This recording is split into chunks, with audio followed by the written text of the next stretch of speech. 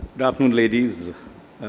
Ladies, a lot more ladies than gentlemen here.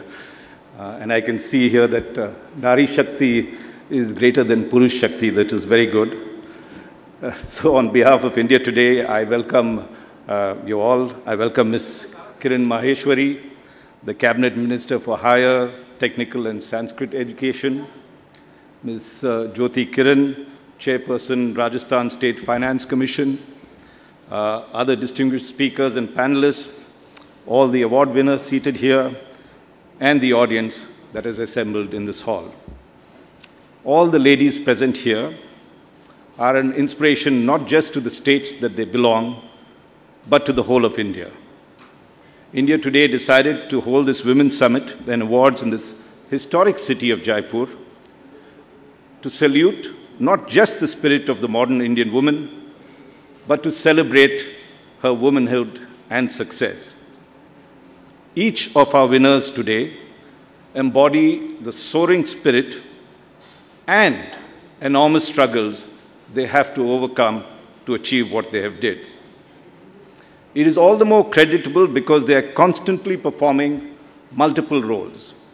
Apart from being an achiever, they play the role of wife, mother, daughter, daughter-in-law, sister, homemaker, breadwinner. Like the mythical Devi that we all pray to, with multiple arms, balancing all the demands placed on them perfectly. It's been a hard fight, we know that. And there are millions of silent warriors whom we laud in this country.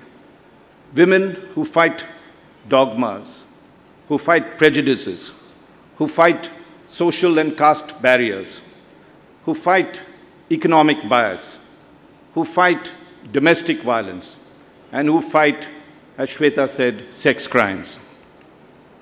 Among our winners today from the state of Rajasthan is Saroj Chowdhury, whose father had no money to send her to school, and she grazed sheep and cattle. Till the teachers of the village discovered her intelligence, and she was enrolled in the school in her village. She went on to complete her doctorate and become an agricultural scientist of repute. Then there is Manju Devi, the only woman coolie at the Jaipur railway station, who took up the job of her late husband and has been the family's main breadwinner for 8 years now.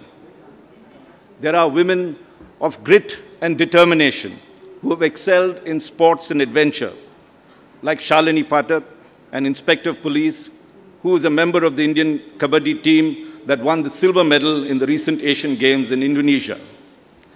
And Asha Jajria, I hope I got the spelling right, a staff nurse in Alwar, who raised rupees 30 lakhs and fulfilled her lifelong dream of climbing the Mount Everest. There are many more of our state awardees who will find mention later, as well as all our national awardees are seated here, who have inspiring tales of achievement to narrate. While we celebrate their successes, we remain conscious of the tremendous amount that needs to be done for women in India. Top among the list is increasing the rate of literacy. Though there has been much progress in the past 2 or 3 decades, female literacy is around 65% of the total as compared to men, which is 82%. So education also reflects the gender bias, and we have the Minister for Education here of the state, and she will tell us more about that later. Sex ratios in the population, I'm talking of the country's population, continue to be biased against women. Across India in 2015, when statistics were taken, there were only 900 girls for every 1,000 boys that were born. Another key figure of discrimination is the female employment rate. That rate, worryingly, has been dropping in recent years, both in the formal and informal economy. Women's employment as a percentage of the total workforce in India has dropped from 35% in 2005 to only 26% last year. And we need to study that very carefully to find out why more women are dropping out of the workforce, even as more women are being educated. And this is a crisis that the country has to handle. So it is time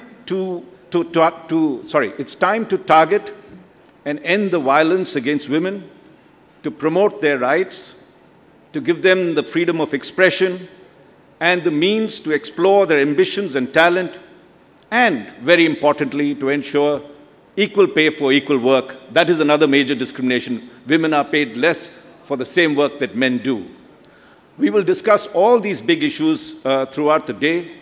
We are delighted and honored that Chief Minister Vasundhara Raje will be delivering the keynote address and present the awards to our National Award winners later this evening.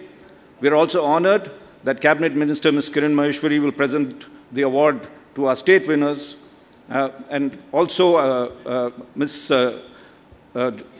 Jyoti Kiran, who joined us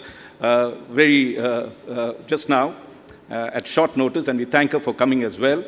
And with these few words, ladies and gentlemen, let me thank you again and welcome you to the India Today Women's Summit. Thank you very much.